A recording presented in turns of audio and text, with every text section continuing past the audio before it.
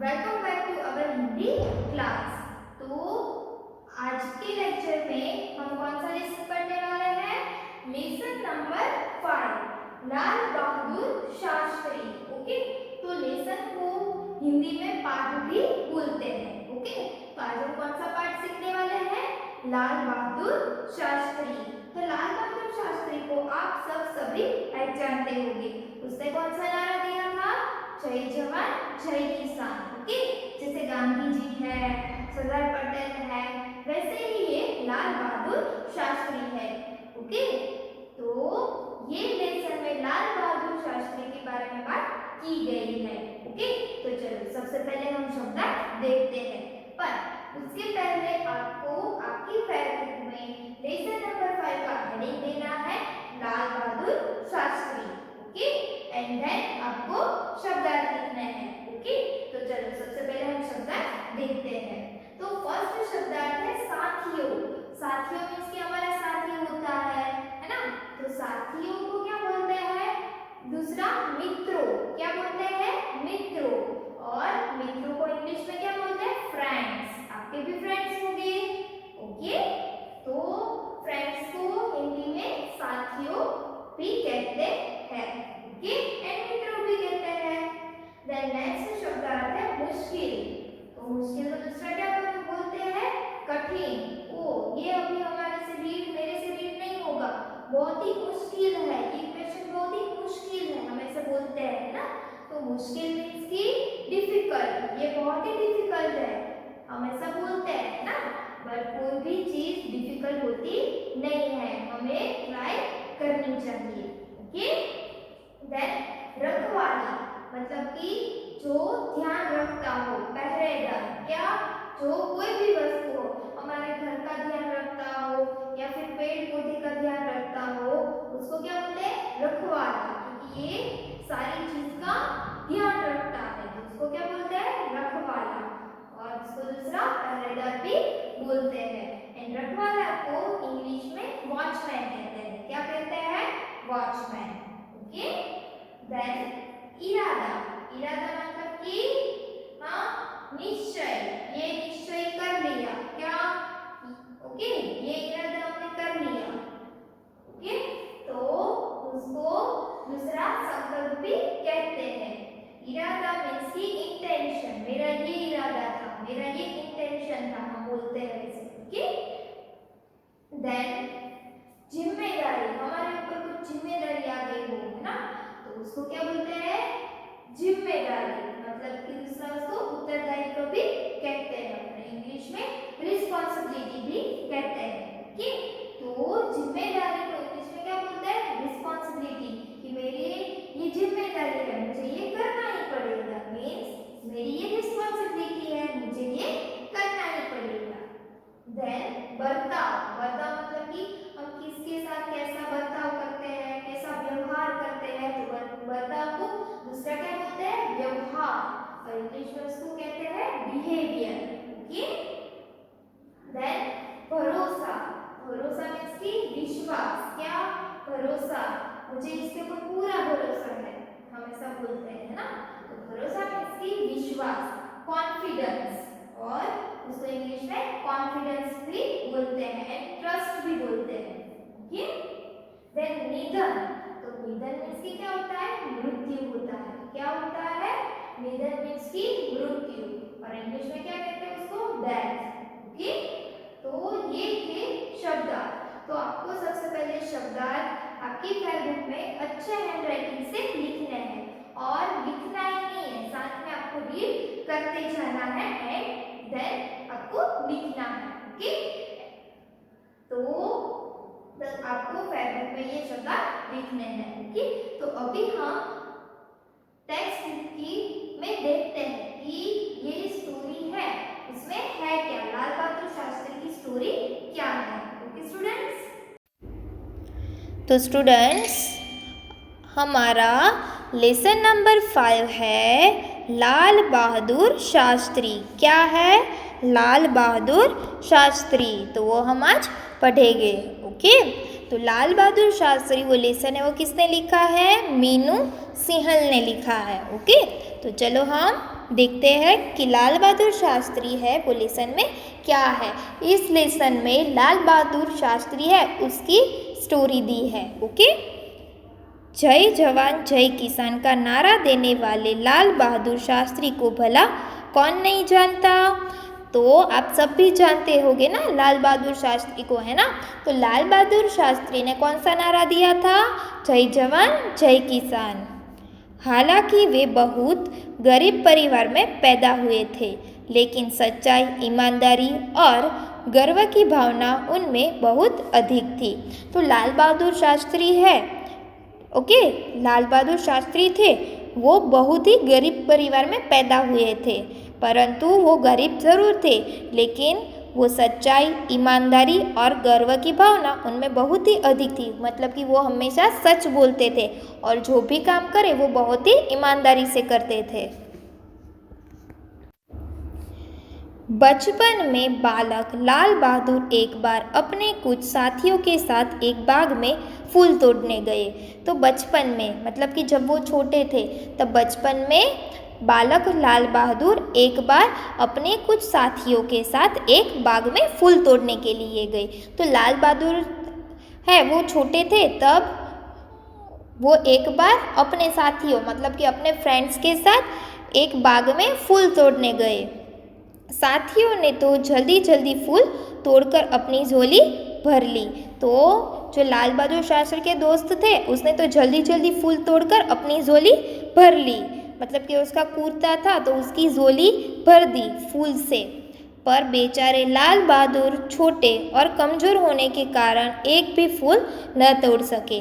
परंतु लाल बहादुर शास्त्री थे वो बहुत छोटे थे और कमज़ोर थे, इसीलिए वो एक भी फूल न तोड़ सके। बड़ी मुश्किल से जैसे ही उन्होंने एक फूल तोड़ा उधर से बाग का तो बड़ी मुश्किल से मतलब कि बड़ी डिफ़िकल्टी से उन्होंने एक फूल तोड़ा तो उधर से बाग का रखवाला आ पहुंचा। तो लाल बहादुर शास्त्री के दोस्तों ने तो जल्दी जल्दी अपनी झोली फूलों से भर ली, पर लाल बहादुर शास्त्री थे वो छोटे और कमज़ोर थे, इसलिए बड़ी मुश्किल से उन्होंने जैसे ही एक फूल तोड़ा तो उधर से बाग का रखवाला मतलब कि वॉचमैन, बाग का जो ध्यान रखता है, वो आ पहुंचा। उसे देखते ही उनके साथी तो तुरंत भाग निकले।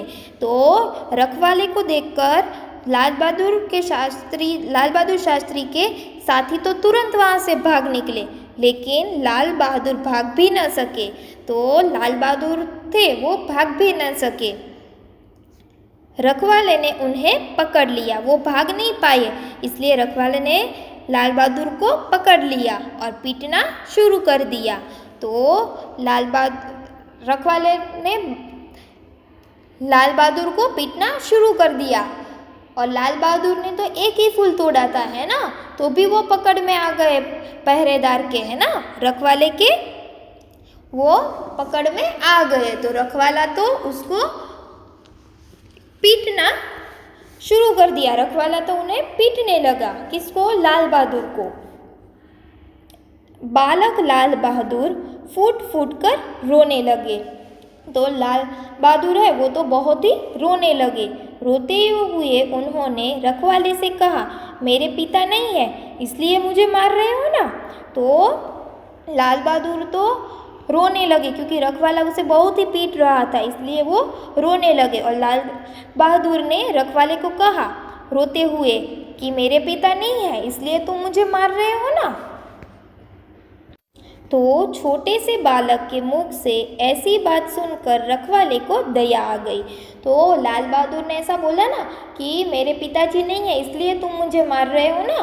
तो इतने से छोटे से बालक के मुख में से ऐसी बात सुनकर रखवाले को लाल बहादुर के ऊपर दया आ गई।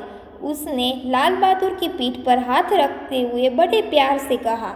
तो उसको रखवाले को दया आ गई, इसलिए रखवाले ने लाल बहादुर की पीठ पर हाथ रखते हुए बड़े प्यार से कहा, बेटा तुम्हारे पिता नहीं हैं, तब तो तुम्हारी जिम्मेदारी और भी बढ़ जाती है।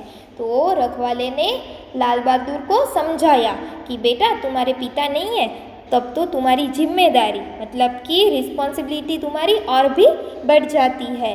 तुम्हें स्वयं अच्छी आदतें सीखनी चाहिए। तो रखवाले ने लाल बहादुर को समझाया कि तुम्हें स्वयं मतलब कि तुम्हें खुद अच्छी आदतें सीखनी चाहिए। इतना सुनकर बालक लाल बहादुर फिर से रोने लगे। तो इतना कहा ना रखवाले ने कि तुम्हारे पिता नहीं है तो तुम्हारी जिम्मेदारी और भी बढ़ जाती है, तुम्हें स्वयं अच्छी आदतें अपनानी होगी। और ऐसी बात सुनकर लाल बहादुर फिर से रोने लगे। उन्होंने रखवाले से माफ़ी मांगी और इरादा किया कि जीवन भर कभी ऐसा बर्ताव नहीं करेंगे जिससे किसी का बुरा अथवा नुकसान हो। तो लाल बहादुर फिर से रोने लगे और लाल बहादुर ने रखवाले से माफ़ी मांग ली, क्योंकि उसने एक फूल तोड़ा था ना, इसलिए लाल बहादुर ने रखवाले से माफ़ी मांग ली।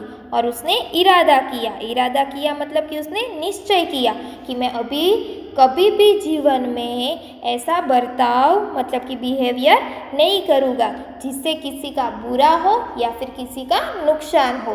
तो ये लाल बहादुर और उसके साथियों ने जो फूल तोड़ा था तो वो रखवाले को तो कितना नुकसान गया होगा, है ना, क्योंकि उसने सारे फूल तोड़ लिए थे। तो इसकी देखभाल कौन करता है? रखवाला करता है ना। तो उसके लिए तो वो बहुत कीमती होता है, इसलिए हमें कभी भी किसी का नुकसान करना चाहिए नहीं। इसलिए लाल बहादुर ने निश्चय किया कि अभी मैं कभी भी ऐसा बर्ताव नहीं करूँगा कि जिससे किसी का नुकसान हो या फिर किसी का बुरा हो। वे अपना हर काम बिना किसी के कहे ठीक समय पर करने लगे। तो अभी लाल बहादुर अपना हर काम बिना किसी के कहे ठीक समय पर करने लगे। जो भी काम उन्हें दिया जाता उसे वे जिम्मेदारी के साथ पूरा करते थे। बचपन में जो सीखा वो बड़े होते होते मन में पूरी तरह से बैठ गया।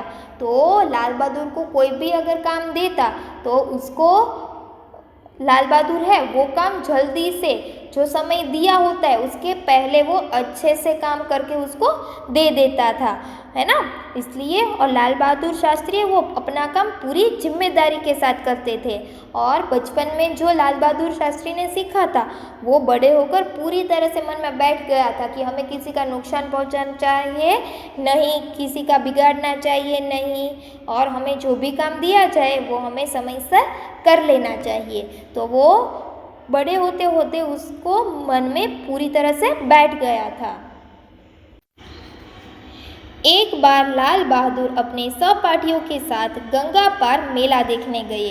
तो एक बार लाल बहादुर अपने सहपाठियों मतलब कि अपने क्लासमेट्स के साथ गंगा पार मतलब कि नदी के दूसरे पार मेला देखने गए।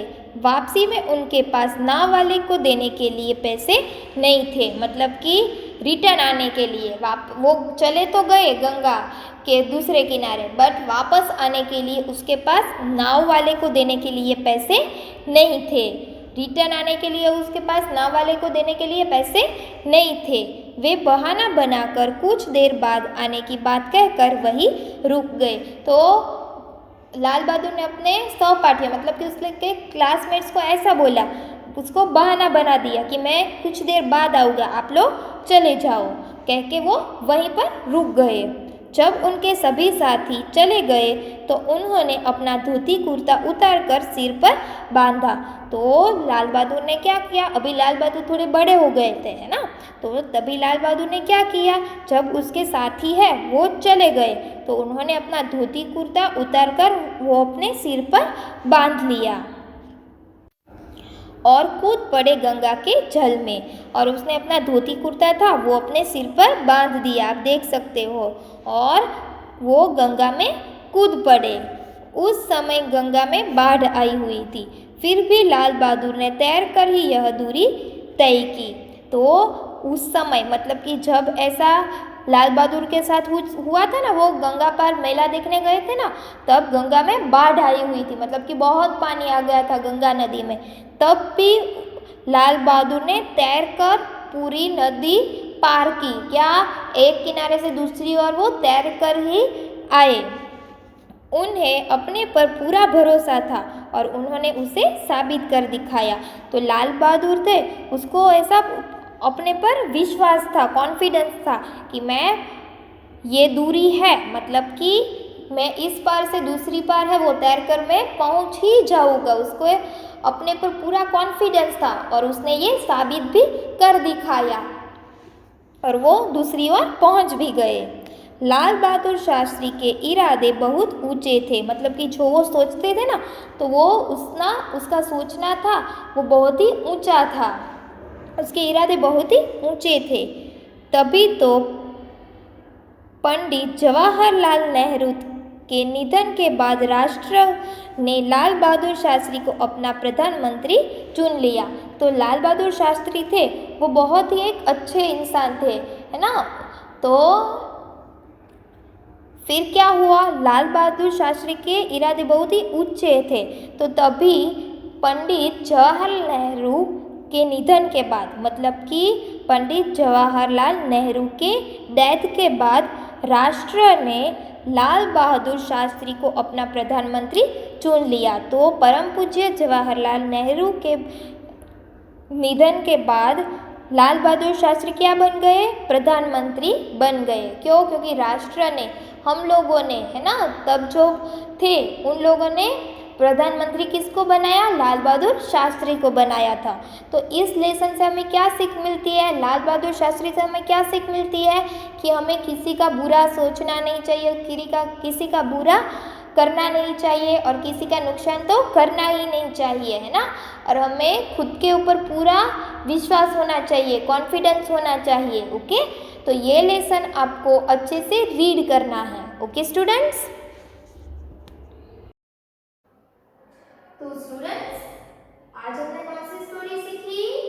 हाँ, आज हमने देखा कि लाल बहादुर है वो अपने जीवन में क्या क्या करते हैं। वो एक बार ठान लेते हैं कि नहीं, ये काम मुझे करना ही है, तो चाहे जो भी हो जाए वो काम वो करते ही दम लेते हैं। मतलब कि वो काम वो पूरा जरूर करते हैं, चाहे रात हो जाए, दिन हो जाए, पर उसने जो भी काम उसने डिसाइड किया है, नहीं ये काम तो आज मैं करके ही रहूंगा, चाहे जितना भी डिफिकल्ट हो। तो ये थे लाल बहादुर शास्त्री। ओके स्टूडेंट्स, तो आपको ये पूरी स्टोरी है वो अच्छे से रीड करनी है। ओके, एंड शब्दार्थ आपको अच्छे हैंडराइटिंग से टाइप में लिखने हैं। अगर आपको कोई भी डाउट है तो आप मुझे कांटेक्ट कर सकते हैं। Okay students, bye, take care.